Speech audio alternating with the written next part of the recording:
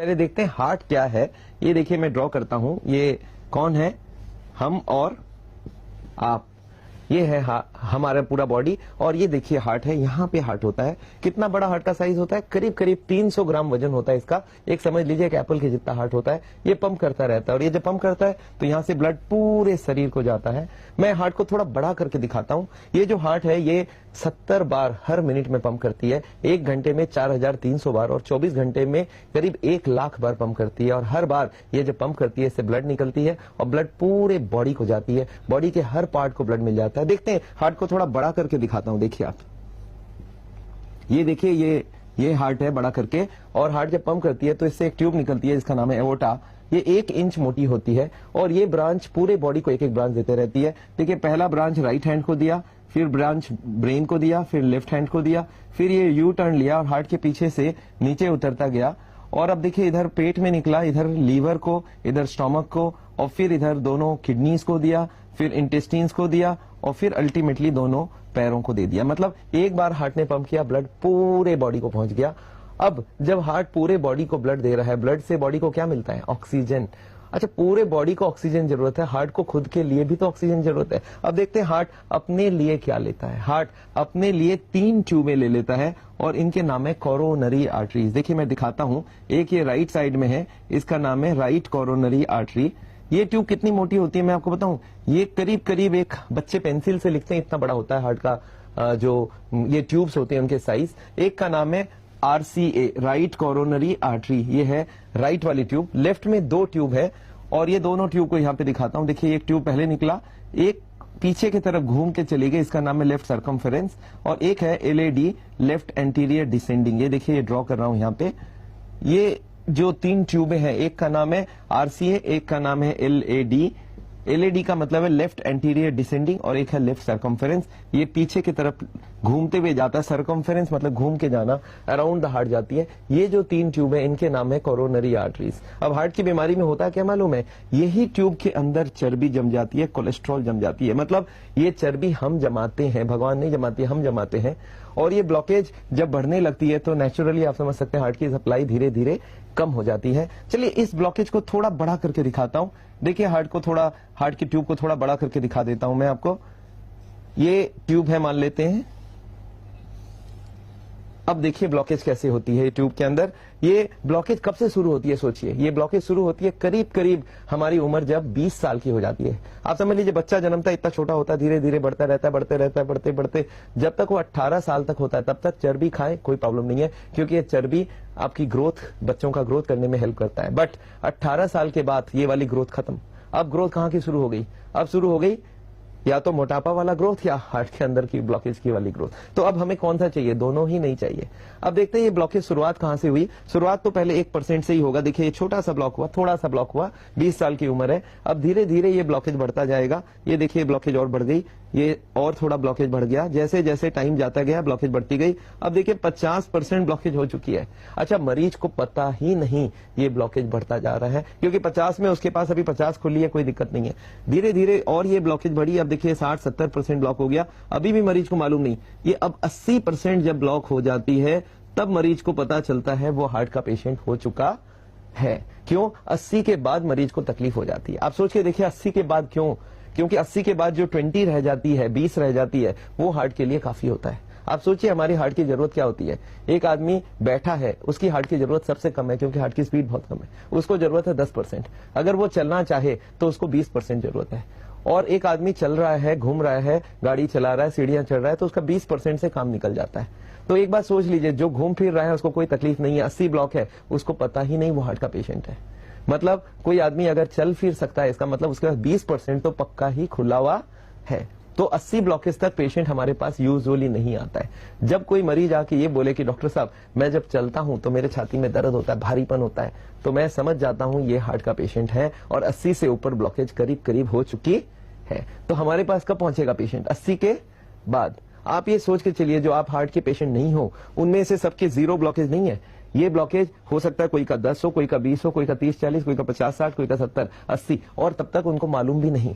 तो मैं जो आज हार्ट की बीमारी को रोकने की बात कर रहा हूँ, ये जो चर्बी ना जमने की बात कर रहा हूँ, ये ऐसा जरूरी नहीं है सिर्फ हार्ट के पेशेंट को ही मालूम होना चाहिए, ये तो सबके लिए मालूम होना चाहिए कि भाई अब मेरी अगर ब्लॉकेज बढ़ रही है तो ये ब्लॉकेज बढ़नी नहीं चाहिए। अच्छा, अब एक बात सोचते हैं, ये ब्लॉकेज जब 80 के ऊपर चला जाए तो पेशेंट आके कंप्लेन करता है, सर मैं जब चलता हूं तो मेरे को छाती में दर्द होती है, और ये दर्द लेफ्ट हैंड में होती है, लेफ्ट साइड में होती है, और ये हाथ में भी जाती है। कुछ लोगों को चोकिंग होती है, सांस फूल जाती है। कुछ लोग बोलते हैं मुझे धड़कन तेज हो जाती है, मेरे को लगता है छाती में कोई जलन आ रहा है। तो ये सब सिम्टम्स को हम लोग बोलते हैं एंजाइना, और इसका मतलब ही है 80 से ऊपर ब्लॉकेज हो चुका है। अब अगर हम कॉमन सेंस को यूज करें, कोई आदमी को पूछूं सब ये है हार्ट की बीमारी और जिसमें 10 करोड़ हार्ट के पेशेंट इंडिया में है, और इस बीमारी का करें क्या, तो आपका दिमाग इमीडिएटली पूछेगा कि डॉक्टर साहब एक बार बताइए ये ब्लॉकेज हो क्यों रहा है, कौन सा ऐसा कारण है जो अंदर जम रही है। एक आदमी मेरे को और स्ट्रेट क्वेश्चन पूछा कि डॉक्टर साहब अगर इसकी जो ब्लैक वाली आप दिखा रहे हो इसका एक पीस निकाल लूं काट के चाकू से और इसको माइक्रोस्कोप में देखूं तो इसमें दिखेगा क्या। इसमें 2 आइटम दिखेगा, इसका नाम है चर्बी और इसका मेडिकल नाम है कोलेस्टेरॉल एंड ट्राइग्लिसराइड्स। तो इन दोनों का नाम एक बार नोट बना लेते हैं। एक का नाम है कोलेस्टेरॉल, ये ब्लॉकेज बनाती है, और एक का नाम है ट्राइग्लिसराइड्स। ये 2 जो आइटम्स है इनको आपको बहुत अच्छे से समझना पड़ेगा, और ये 2 आइटम को अगर हम ब्लॉकेज से रोक दें, इनको अगर हम खाने में बंद कर दें तो हार्ट की बीमारी बनना बंद हो जाएगा, ये ब्लॉकेज बढ़ना बंद हो जाएगा, और ये बहुत जरूरी है। तो अगर आप कॉमन सेंस को यूज करते हैं तो क्या बोलते हैं डॉक्टर साहब ये जो बीमारी का असली कारण है ये कोलेस्ट्रॉल ट्राइग्लिसराइड, इनको क्यों नहीं हटाते हैं। सावल में हम सिर्फ यही बात समझा रहे हैं कि ये जो ब्लॉकेज बढ़ रही है जो कारण है कोलेस्ट्रॉल और ट्राइग्लिसराइड, इसी को हटाइए। तो आप ये पूछेंगे डॉक्टर साहब ये कोलेस्ट्रॉल है कौन सी फूड, ये आपको मैं बता दूं कोलेस्ट्रॉल एक ही खाने में होता है, वो है एनिमल फूड। एनिमल फूड का क्या मतलब है, जो भी प्राणी से बना हुआ खाना है, जैसे आपका चिकन है, मटन है, बीफ है, अंडा है, मछली है, और दूध भी याद रखिए एनिमल से बना हुआ है। एक बार और गांठ बांध ले, कोई भी प्लांट फूड में कोलेस्ट्रॉल होता ही नहीं है। अगर मैं आपको पूछूं कोई भी प्लांट फूड, जैसे मैं बोल दूं भाई काजू में कितनी कोलेस्ट्रॉल है, तो आपको बोलना है no cholesterol because it is a plant food. अगर मैं बोलूं सफोला सनफ्लावर ऑयल में कितनी कोलेस्ट्रॉल है, सनफ्लावर प्लांट है तो इसमें एनिमल है नहीं, तो आप लिख सकते हैं 0 कोलेस्ट्रॉल।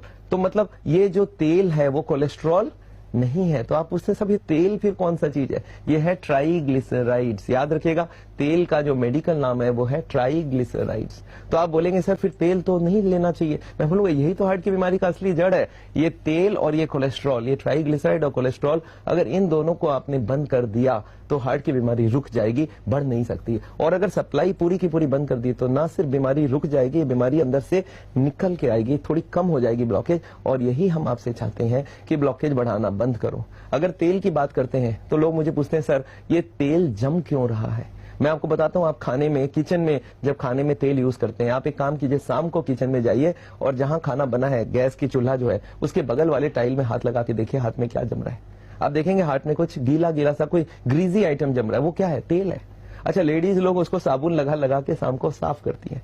अच्छा, एक लेडी को मैंने बोला 1 महीने तक साफ नहीं करने दूंगा, आप सोच सकते हैं क्या होने वाला है, वो तेल का लेयर बाय लेयर जमता रहेगा। अच्छा सोचिए, यही तेल का लेयर हस्बैंड के हार्ट के अंदर जमा दे तो कैसा रहेगा। हस्बैंड भी क्यों, परिवार के सारे लोगों के हार्ट में जमा करते हैं, और यही आजकल हो रहा है। वो जो तेल आप खाने में इस्तेमाल कर रहे हैं वही तेल हार्ट के अंदर जमता जा रहा है, ब्लॉकेज बनता जा रहा है, और यही मेन प्रॉब्लम है हार्ट की बीमारी का कि ये 2 आइटम को हमें पहचान करना बहुत जरूरी है।